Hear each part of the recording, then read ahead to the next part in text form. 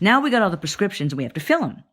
So we go to the King's Pharmacy around the corner, but we can't go there for every prescription because that will look too suspicious. So Les presents me with a stack of MapQuest printouts, and we begin our trek upstate.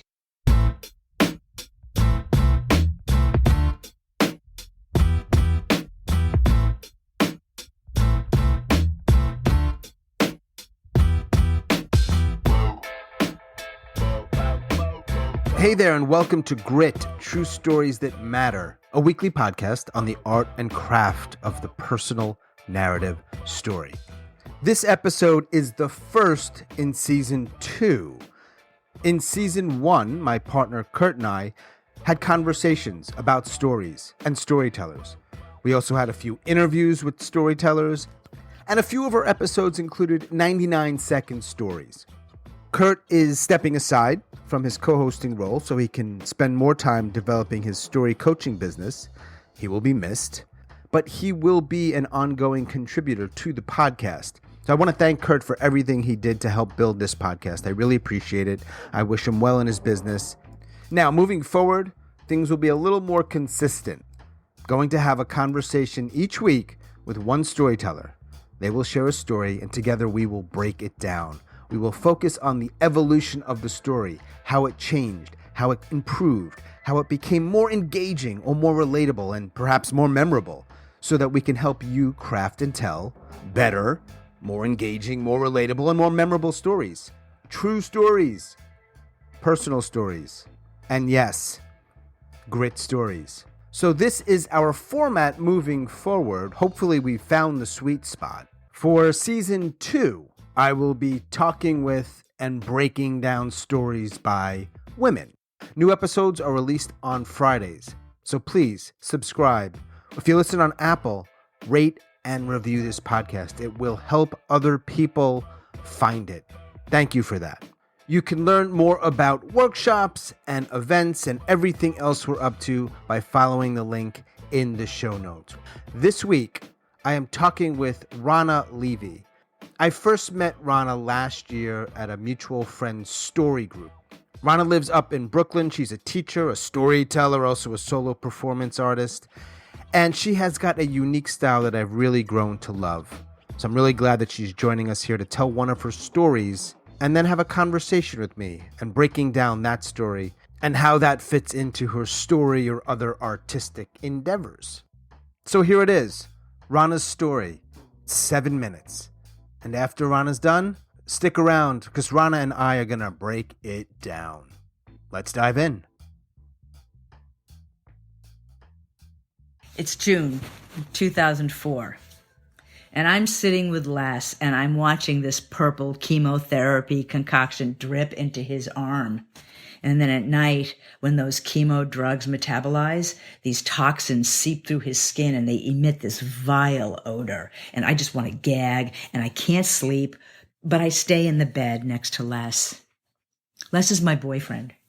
Les is the man who waited 10 years for me, loving me unconditionally while I kept running away and I was afraid to commit, until 5 years ago when I stopped running and I grew up and I was ready to be with the man that I always loved. Now it's August, and new tumors have begun to grow in Les's groin. And after one of the chemo sessions, as I'm wheeling him to the elevator, the receptionist asks him if he wants to schedule his next appointment, and Les turns to her and says, "I'm not coming back." And I'm just blindsided. I sit on Les's porch, and I'm smoking cigarettes, drinking a Pellegrino. And Nathan, his grown son, who keeps flying back and forth from LA, well, they're both in the bedroom and they're on the phone with the Hemlock Society. That's the organization that promotes compassion and choices and dying with dignity. And Les has read their book, Final Exit. It's a how-to book on self-deliverance, and it's about the laws and the ethics. And I refuse to read that book.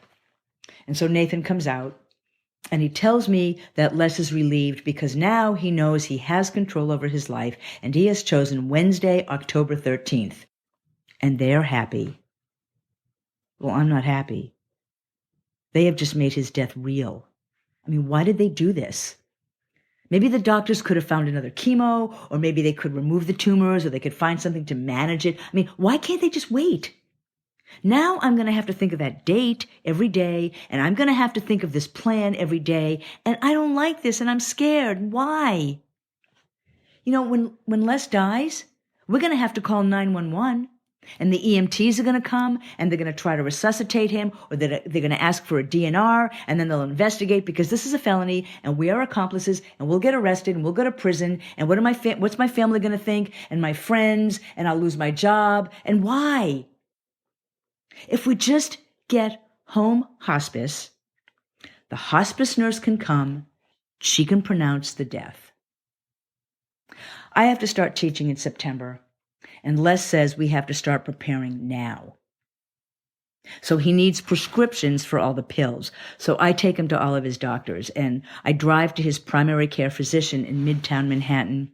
Les goes in, and I'm parked at a meter. And I see the traffic cop walking close. Now, I got money in the meter, but my mind, I start thinking that she's going to knock on the window, and she's going to want to know what we're doing and why we're there. This is where my mind goes. Les gets in the car and tells me that the doctor did not want to give him a prescription, but he did. Now we got all the prescriptions and we have to fill them. So we go to the King's Pharmacy around the corner, but we can't go there for every prescription because that will look too suspicious. So Les presents me with a stack of MapQuest printouts, and we begin our trek upstate. And we go to strip malls and shopping centers, and then there's this one mom and pop pharmacy in the middle of nowhere. And it's got 4 parking spaces. And we pull in, and Les is already looking gaunt at this point. And he goes in, and I'm sitting in the car, and I know this little pharmacist is going to walk out. He's going to knock on the window and want to know what we're doing. And I'm just so scared. I don't like this. We store all the Seconal in the bottom drawer of a bureau in the bedroom. And then finally, we get home hospice, and I am relieved. And the nurse comes over, and she sits with us. She sits at a chair at the end of the bed. And Les tells her of his plan, and she nods.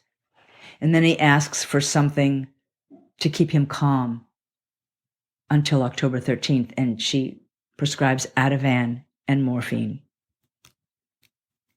That evening, Nathan goes to pick up Les's 92-year-old mother, and the 3 of us sit with Les in the bedroom, and we crack open a beer and we pass it around, each taking sips. And Les says that the 3 most important people in his life, the 3 people that he loves the most, are sitting here with him. And I don't want to cry. And I see Les's mother. She's got a hanky to her mouth and she's shaking a little bit. And I know she's crying. And we just take turns sipping the beer. And Nathan drives his grandmother home. And Les takes the meds and he begins to nod off. So we put on this Yankees-Red Sox game on TV because Les always liked the underdog and he was rooting for the Red Sox. But we turn the sound down and we blast a Bob Dylan CD because that's his favorite artist. And then Les falls into this deep sleep. Nathan plans to fly back to LA over the weekend, and I'm going to be teaching. So we make a chart of friends who are going to come to the house and check in on Les and make sure he has liquids and if he needs anything. And I don't teach on Fridays, and I'm home in the afternoon. So this chart is Monday through Thursday in the mornings.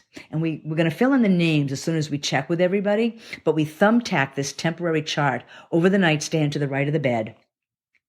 And then we go in the porch, and we just smoke in silence. But we never need the chart, and October 13th never comes. The next day, Nate and I take turns sitting with Les in the bedroom as he sleeps. And it's my turn. And I have my arm around his head. I'm resting on the pillow, and I'm just holding him. Just holding him. And then he dies. Peacefully and with dignity. Thank you.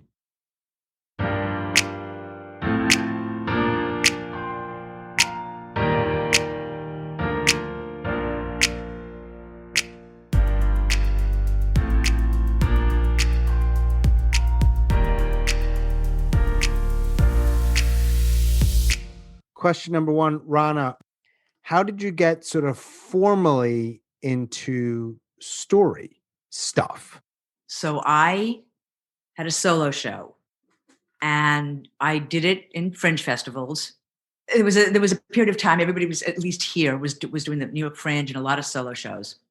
And I enjoyed it, but it was I was telling stories about my students and my life, the sequence.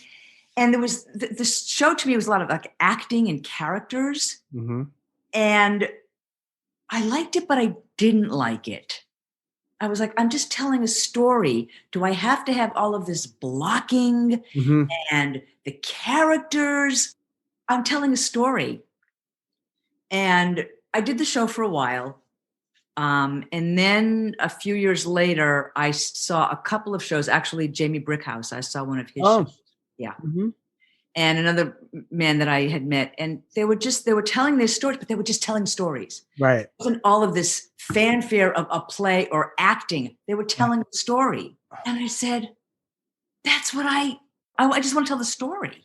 And so I saw some open mics. I took a class and I said, this is what I want to do. And when was that? Do you remember ish? I took a class with Jeff Zimmerman. I don't know if you know him. Okay. Jeff does like comedic storytelling a lot. Stand-up is storytelling. Storytelling is stand-up. Mm-hmm. And that was my first class. And I loved it. And I told actually that yoga story. That's part of a longer story that I developed in Jeff's class. And I had a blast, even though I have no interest in being a stand-up comic. Part of his thing is you have to go to open mics. He believes the only way to do the class is you have to go to open mics. And so we would go as a group, the students, there were like 6 of us in the class. We'd meet in his living room and we would go to these open mics together. And it was a really wonderful support. I said, this is what I want to do. And I'm in a classroom all the time. I'm in front of students. And I've done shows and I'm in front of students. And I like to tell my students sometimes a personal anecdote to make a point, to connect something. I have some colleagues who absolutely refuse. They will not cross that line. Nothing personal. And that's just not who I am. After Jeff's class and meeting people and going to the open mics here, that's how I got into it. Mm-hmm. Do you remember, I know that particular class is a little bit of a sort of comedic. Yes. Do you remember what one or two things about the class and his teachings and all of that you were like, wow, I didn't realize that helps the story, like a surprising element. You're like, whoa, okay, now that I know that. A lot of the structure, I write, but I never thought about it. Well, maybe I did a little bit from the solo show world. I think what surprised me and delighted me was the inner monologue. There's the external you and the internal you. Yeah. And you say, well, like I hear in the swap, people say, well, what were you feeling? What's going on in your head? I mean, why did they do this? Maybe the doctors could have found another chemo, or maybe they could remove the tumors, or they could find something to manage it. I mean, why can't they just wait? Now I'm going to have to think of that date every day, and I'm going to have to think of this plan every day, and I don't like this, and I'm scared. Why? You know, when Les dies, we're going to have to call 911, and the EMTs are going to come, and they're going to try to resuscitate him, or they're going to ask for a DNR, and then they'll investigate because this is a felony, and we are accomplices, and we'll get arrested, and we'll go to prison, and what's my family going to think, and my friends, and I'll lose my job, and why? Mm-hmm. And that was lovely.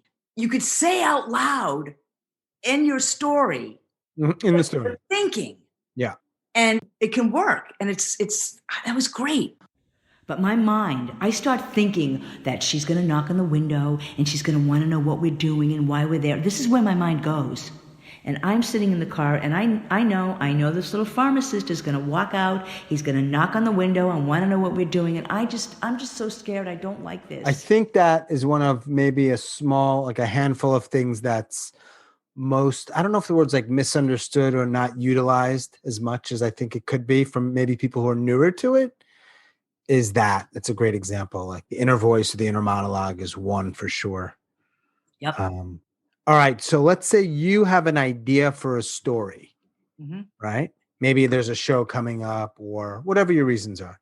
Do you have a process of any kind? Do you have a starting point or a map that helps you figure this stuff out? First of all, getting stories is very difficult. I mean, people in the swap are like, oh, I got to think of something for Monday night. I don't relate to that. I can't. It's a very Mm, laborious. I write everything just because I write, and everything you've heard me tell, I've written down. But I can write the way I speak. same. So I think my process is I just think of stuff and start writing. Sometimes I just like vomit stuff on paper just to get ideas down. And I Mhm. save it all. It's funny. I was looking back at like this first version of the story that I'm going to tell here. I looked at it. It's like, oh my God, I can't believe I wrote all that and I started it that way. But I just have to get it out. There's no hard and fast process. I just write, I think of things, and I do a lot of editing, and I listen to a lot of people, and I Mhm. listen to feedback from other people about other people, Mhm. and I learn from that. So once you have it on paper Mhm. and it feels like, all right, I got a story here. It's starting to make some sense. All right. So for example, some people will say, start at the end, know where you're going, right? All right. I end in this place. So now other people might say, start somewhere else. Like, once you have the story down, does it tend to take shape with certain things like that? I don't know, Hmm. hit or miss.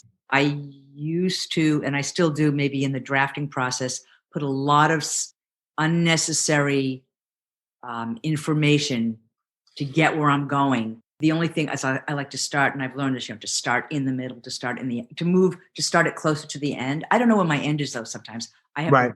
endings are very difficult for me. Yeah, me too. So when you say start closer to the end, even if you don't know the end, in the editing process, you realize sometimes you're starting closer to the end, more into the action or the Correct. heart or whatever you call it. Correct. Because I've looked at my old stuff and I have all of this exposition that's Yeah. just unnecessary. Right. And for story, I think well, it's not just story, but like I think a lot of people don't always realize you're gonna lose us. Yes. So you don't have to act like a clown to keep us in there in the beginning, but you got to do something. And Yeah. 30 seconds of exposition background sometimes is enough for us to check out, right? And then we're going to be on our phones. Nothing's happening. Something's got to happen. But I mean, you're right. If you're just telling, well, this is what happened, how I got here, just like saying platitudes or something at the beginning, it's just, I need to Yeah. get right into it. Right. It's not anchored to anything. Right. Put me in that place. So that scene, that moment, that whatever. And I think that's the only thing that's really solid with me if I put myself there, start there, it's easier for me to continue. Right. And then when you do that, you can sometimes go back and share that stuff. But now it has different meaning for us. Exactly. I think sometimes I fall into, and it's just the process I'm still learning, reporting, listing Mhm. steps, listing things that happened, and then you realize like, and I've done that. I've done that in a couple of things that I've worked on in here and other places. It's like I just list this happened, this happened, this happened. That's not a story. And it's also when you just list all those things that happened, you leave yourself out of it, or I tend to leave myself out of it. So It's hard. yeah, it is. When you watch storytellers, maybe this is geared more towards like newer tellers, but it doesn't need to be. When you watch them and you're like, good effort isn't quite working. Where do you think is like the most typical things they're getting it, for lack of a better word, wrong? They're just a little off. I think a lot of exposition or a lot of fluff that doesn't need to be there. Mm, The 5-minute story and a lot of description and extra stuff doesn't need to be there. And there need to be a lot of bridge work to the scenes, which doesn't need to be there either. Or sometimes it's there. It's like, just move on. Get to the get heart, to it. meet the point. I wonder why we struggle with that so much, because it's a lot of people. I wonder if it's just the way our brains are, or maybe the way we're taught with essays. Like something about it makes it hard for people to even know what that means. Get to it. Like what do you mean? It might be an insecurity, adding a lot of stuff, being afraid to get to the point, or it's just I don't want to say immaturity. It's just when you're starting. I was looking today because I know I have a story in there that I want to tell. And I was looking at what I wrote. I was like, oh my God, I can't believe Yeah, all of this stuff I know. doesn't need to be there. I have until like last year, it's like the only thing you'd find on YouTube from me was this thing I did years ago. It was more of a monologue than a story, and it was actually read on stage. But I look back at that, I'm like, oh, it's Mhm. like, please don't ever anybody. I can't take it down. I didn't put it up. Mhm. Don't find this thing. I don't know. I'm like, it's cute, it's nice, it's heartfelt, but it's like there's just so much gook Yep. and shit. And it's like blah blah blah blah blah. Yeah, I know. But that's all, that's all part of it. And it's lovely when you see that and you're like, oh my God, Right. I'd never do that. But that's a wonderful thing to see how you've changed and Yeah. grown. Yeah, to have the awareness is a huge thing because then you can say, okay, I can tweak it. And a lot of people don't have that awareness. They don't, Present company excluded, of course. If you're comfortable, do you have any favorite storytellers? Um, I like Richard Cardillo. Oh, yeah. Do you know Richard? He was actually on one of my very early shows back in like maybe April or May, right after the lockdown. He came on. Great story. Something with a priest, I remember. I don't remember Yes, the he was in the Brotherhood, Fatherhood. Yeah.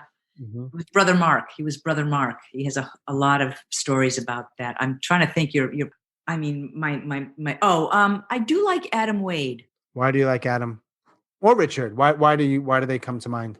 They're just fun to watch. They each have their own very unique styles. Yeah. And they have interesting stories. They're fun to watch. They're fun to listen to. And I've just seen them a lot in New York. I also like a woman named Michaela Bly. She was a grade school teacher. Mm-hmm.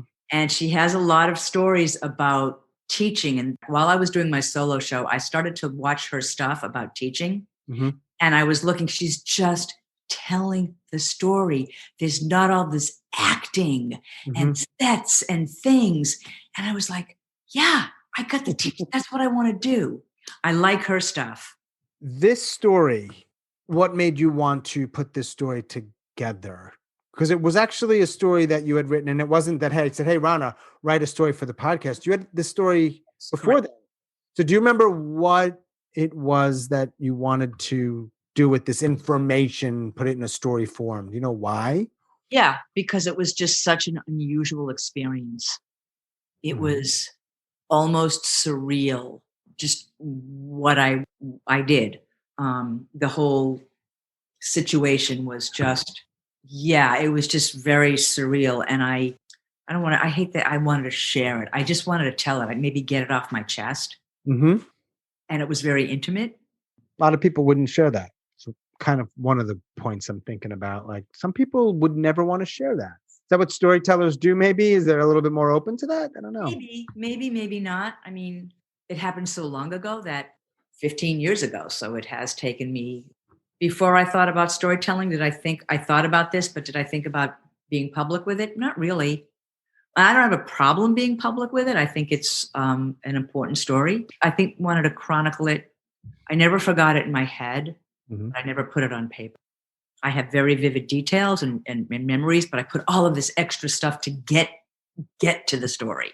Yeah, it's just, it's part of my life. So it's just something else. And I hear so many stories now, and I've been hearing so many stories, more so in the pandemic, because of all of these Zoom opportunities.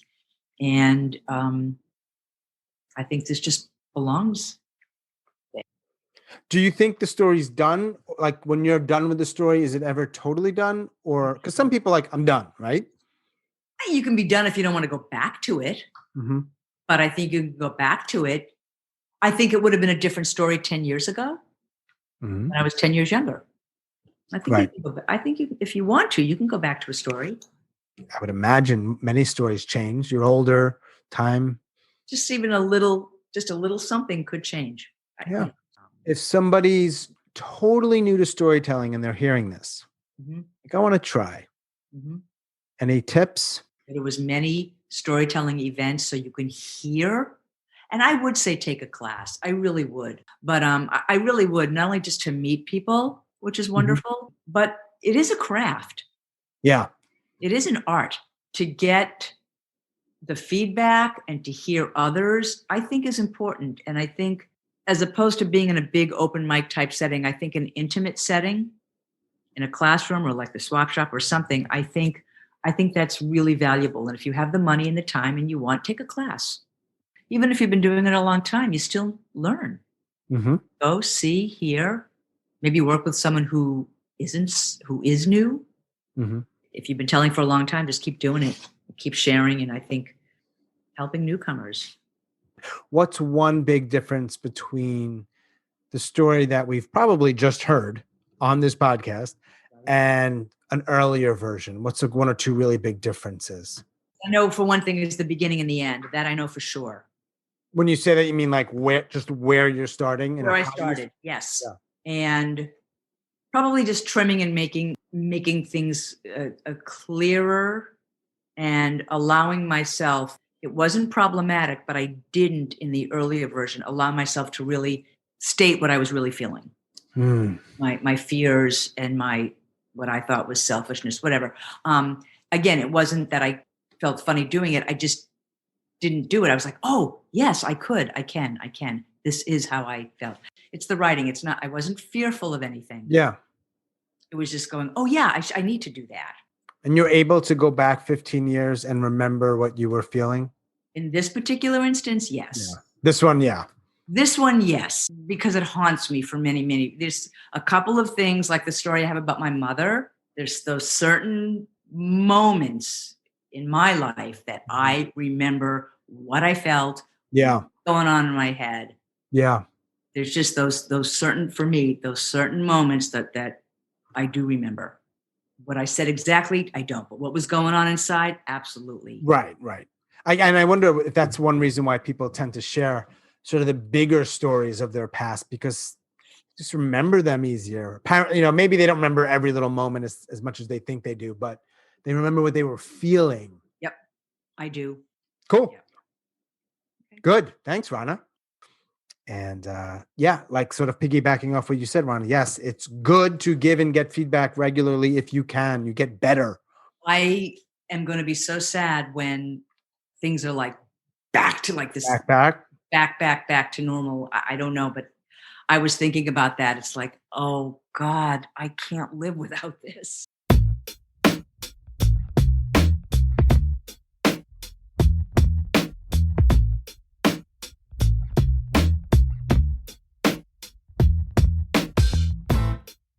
As always, thanks so much for listening. Special thanks to Ronna up in Brooklyn. Thanks, Ronna. Great story. Thanks for the talk. Remember, we've got a 99-second story slam coming up this Sunday, and the following Thursday, a 4-week beginner's class. So if you're interested in learning how to do this stuff, crafting and telling it, just getting a little better, join us. It's going to be a lot of fun. That's all for now. Boom.